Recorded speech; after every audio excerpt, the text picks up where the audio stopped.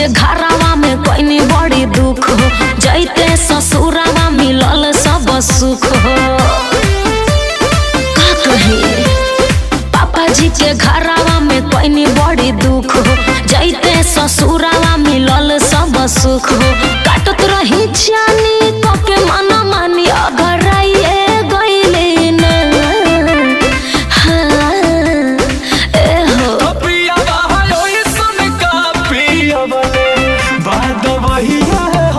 मोटा ही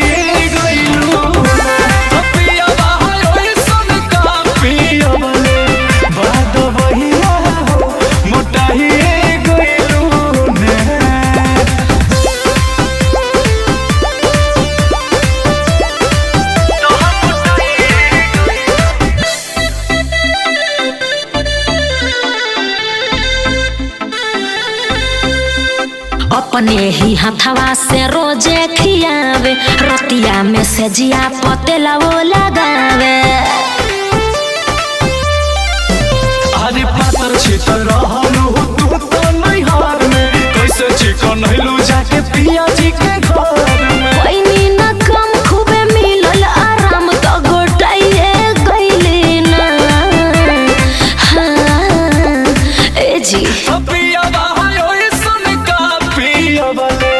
बात वही हो मोटा ही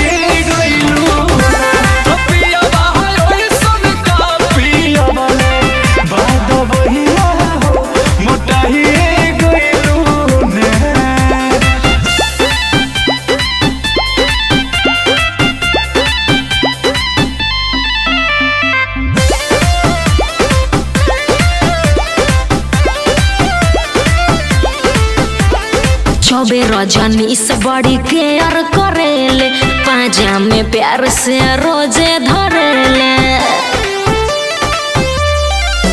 अरे रहलू कुआर तो चल